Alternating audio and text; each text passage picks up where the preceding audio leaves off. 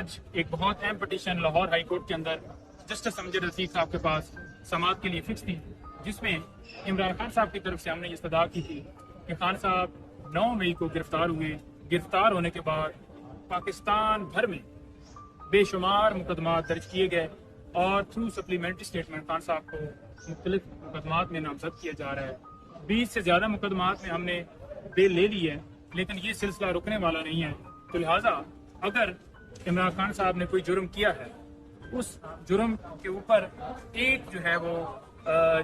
جو کیس ہے وہ چل سکتا ہے۔ رول کیا ہے کہ عمران خان صاحب نے اکسایا ہے یا ویڈیو پیغام کے ذریعے لوگوں کو یہ کہا ہے کہ آپ جا کے جو سرکاری بلڈنگز ہیں یا آرمی تنصیبات ہیں ان کے اوپر حملہ کریں۔ تو ہماری اس کے اندر استدعا تھی کہ پہلی بات تو یہ کہ کوئی ایسی ویڈیو موجود نہیں جس میں خان صاحب یہ کہہ رہے ہوں کہ آپ جا کے اس جگہ کے اوپر حملہ کریں، بلکہ یہ ضرور کہا گیا کہ اگر میری غیر قانونی گرفتاری ہوتی ہے تو اس کے اوپر ضرور جو ہے پیسفل جو پروٹیسٹ ہے، وہ ایک آئین ہے، وہ پروٹیکشن دیتا ہے، تو پیسفل پروٹیسٹ کیا جائے۔ اب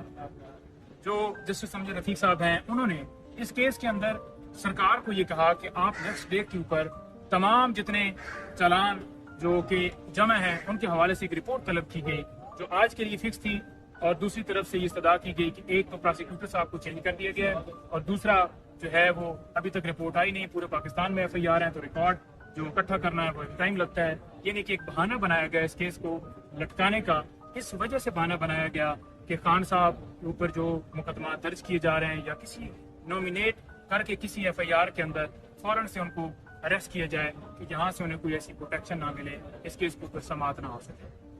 بات یہ ہے کہ سیکیورٹی خدشات عمران خان صاحب کے اوپر پہلے وزیر آباد میں حملہ ہو چکا ہے، اور اس کے علاوہ آپ دیکھ لیں کہ آئے روز ڈسٹرکٹ کورٹس کے اندر مرڈرز ہو رہے ہیں، میاں والی، کوئٹہ، مختلف شہر